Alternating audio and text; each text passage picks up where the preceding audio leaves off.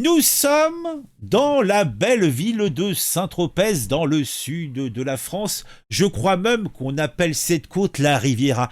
Et là-bas, vous avez d'un côté des cigales qui chantent gaillardement dans la garrigue et des oliviers qui poussent doucement dans cette chaleur parfois étoussante.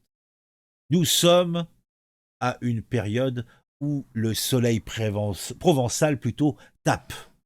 Et cependant, dans ce coin en plein soleil, il y a une ombre sinistre qui plane. Et cette fois-ci, c'est sur la cour criminelle du Var. Et les habitants, souvent insouciants, là ne peuvent qu'être exsangues dans leur esprit tourmenté quand ils apprennent qu'une jeune fille de 13 ans était livrée par son père à des inconnus, qui peut-être même il abusait de sa fille. Et tout ça par perversion et par méchanceté gratuite. Alors, qui est ce père de famille exemplaire? Eh bien, c'est un homme de 38 printemps. Et là, en ce jour sombre, il se tient devant le tribunal. Il est accusé de crimes si odieux qu'ils font frémir même les plus endurcis. Cet homme, bon père, en tout cas pour la communauté, eh bien, violait sa fille adolescente de 13 ans et, ne s'arrêtant point là, il l'a livrée aussi à des inconnus pour des actes tout aussi abominables et répréhensibles. La jeune fille, les yeux bandés, devait se soumettre aux désirs de ces hommes, sous la direction et la participation de son propre père, qui filmait ces scènes sordides. Le procès rappelle, sur certains points, les viols de Mézan. Ils mettent là encore en lumière l'emprise totale du père sur sa fille. Il exerçait sur celle-ci un contrôle absolu, imposant des relations sexuelles fréquentes depuis son 13e anniversaire, la conduisant auprès d'autres hommes souvent beaucoup plus âgés, recrutés sur des sites de petites annonces. L'avocat général, une femme, Estelle Bois, n'a pas eu de mots trop durs pour les accuser.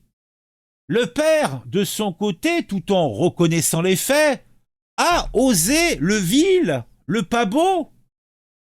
Il a osé prétendre avoir une relation sentimentale avec l'adolescente et a soutenu n'avoir fait que céder à ses demandes.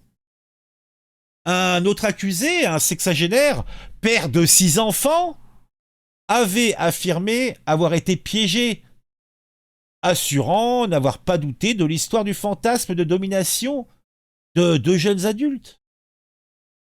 La justice a été implacable.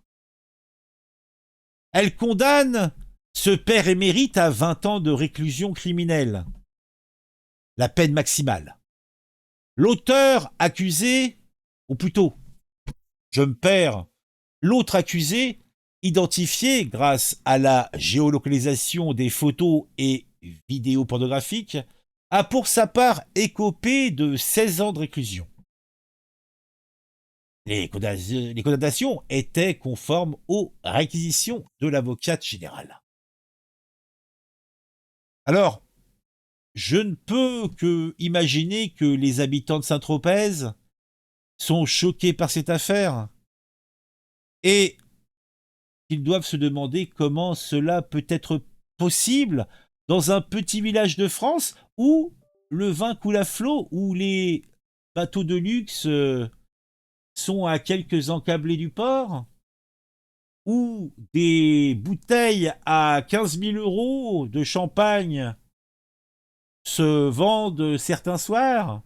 Comment toutes ces saloperies peuvent se passer dans ce Malvive? En tout cas, j'espère qu'ils se rassembleront autour d'un verre de pastis pour chercher la raison de ces actes odieux. Heureusement, la justice, comme le Mistral, peut être impitoyable.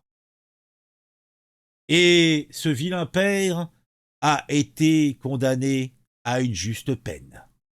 Il va manger gros, le salopard. Il va se faire travailler le petit trou en tôle. Non mais... On se retrouve très vite pour une nouvelle histoire sur un sujet innommable, car vous le voyez bien.